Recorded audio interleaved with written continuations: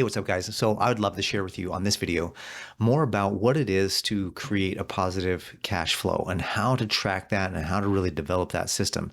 The first thing you need to do is have a cash flow statement. Now, a lot of people like to use the word budgeting. I don't like budgeting. I prefer cash flow statement. So it helps you understand the amount of money coming in and the amount of money that's going out, and you keep track of it. And as long as you're staying within range of your averages, you're going to be okay to have a little bit of flexibility.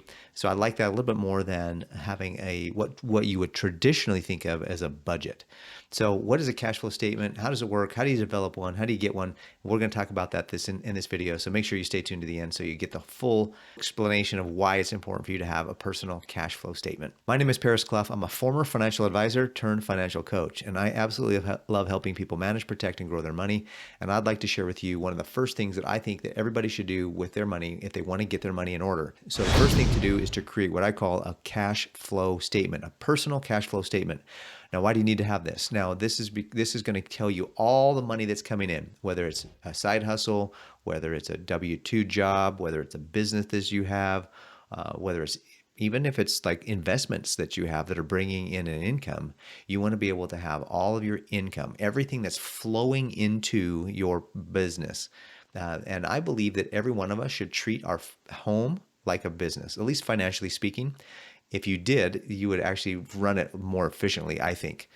Here's a question for you. If I was to hire you as the CFO of my personal home, would I go broke or would I build wealth? What would you do with my money if you were to manage my money? So think about that as you're managing your own money. And if you're broke, if you're in debt, if you have a negative net worth, this all starts with the fact that you have no awareness around your cash flow. If you have an awareness around your cash flow, you're going to be able to build you're going to be able to stay out of debt, get out of debt, and then stay out of debt. You're going to be able to have strong savings. You're going to be able to have risk management. And you're going to be able to build wealth, and you're going to be able to create something that's going to last and that's going to give you the financial freedom and the financial independence that you want. And it literally begins with your cash flow statement. And a lot of people call it a budget. I don't like I'm not really prone to that.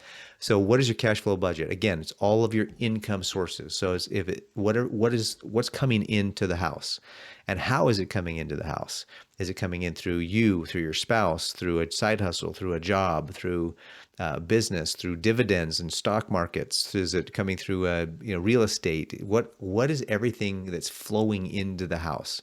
So write that all down. I would write down exactly how much money is coming in. Now, one of the things you want to make sure you're doing properly is that if you're at a W-2, if you're an employee, you want to track the cash flow that comes in not just the net of your cash flow, because if you have money that's going into a 401k, or if you have money that's going into paying for benefits of those kinds of things, it's just good to track that. Technically, on a cash flow statement, you would have the gross income coming in, and then you would actually put your gross income down there. But just remember, on the other side of it, when you're doing the expenses, when you're doing the money that's flowing out, you got to write down on your paycheck. It'll tell you on your paycheck how much is going to Social Security, how much is going to federal, how much is going to state, how much is going to disability, how much is going to your 401k. So you want to make sure you're adding in all of those things on the other side. So if you do your gross income, make sure you're adding in all of those things that are deducted out of the payroll at your HR deducts out of your payroll.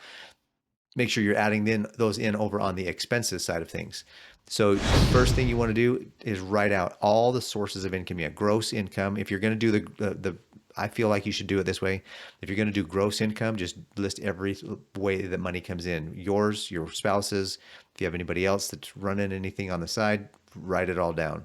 The next thing you want to do is you want to go through all of your expenses. Now, one thing that I like to do is I like to do a 90-day look back and see what I spent over the last 90 days so that I get a good average, or I get a good idea, because things come up one month that may not come up the next month. So you need to kind of budget those emergencies or those expenses into your plan so that if anything does come up, you know that, hey, in the last 3 months, I didn't spend this money every month, but I did one of the last 3 months. I did spend some money in this category. You're going to want to make sure to write that all down. So write down every dollar, where it went over the last 90 days. Now, if it goes to mortgage, you don't need to write mortgage 3 times necessarily, because you know that your mortgage is probably the same. Your rent is probably the same. Your car payment is probably the same. the major, you definitely want to write those down at least one time to add those into the system and into the sheet and the statement. But you're really, what you're keeping track over the last 90 days is your discretionary income. How many times did you go to a restaurant, or how many times did you go to Starbucks? How many times did you, do something else that was, not in the traditional regular monthly budget bills? So it's important to keep track of all those discretionaries and all those, what I call variable expenses. So you have fixed expenses and variable expenses. The fixed expenses, they don't change from month to month. Super easy to realize what those are: mortgage, car payment, insurance, typically your cell phone, unless you do some international calling every once in a while. But the variable expenses, that's groceries, gas, gasoline for your car. It's your subscriptions. It's all the things that you're paying that aren't regular. Now, at some point, once you get it all down, you're going to be able to look at these things and say, do I really need to continue to spend my money in these areas? And it's an exercise in awareness. Once you know how much money's coming in and how much money's going out, you can kind of see, am I in a positive cash flow? If you have a positive cash flow, you have a chance for success. You have a chance for financial freedom, financial independence. You have a chance to get out of debt. You have a chance to save and invest for the future. If you have a negative cash flow, you really need to work hard to get that to a positive cash flow. Now, you could have a $1 positive cash flow, but that's not going to really build any wealth over time. So the real idea here is, first, get to a positive cash flow, get where there's more money coming in than what's going out. And then from there, work on each one of those expenses to build that out. Now, the cash flow statement is going to give you that awareness. It's going to give you that snapshot. Where is my money going? How do I spend my money? What are my spending habits? Once you know your spending habits, you can begin to change those habits. Now, the next video I'm going to do is going to talk about how to create a balance sheet. And a balance sheet is the next step. After a cash flow statement, you need to create a balance sheet, and that's critical. This is what I do with my coaching clients. This is how I help them really lay the foundation for really building strong wealth.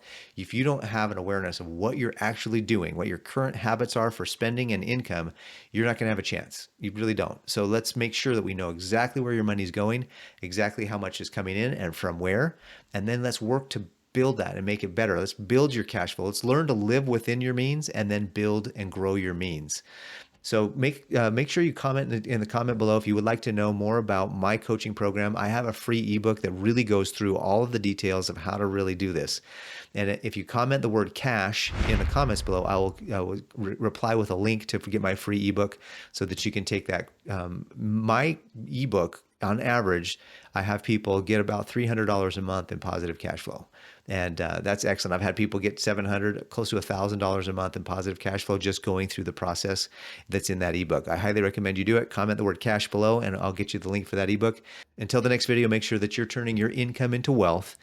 And you do that by building a positive cash flow and that you're building a massive bank account. We'll see you on the next one. Have a great day.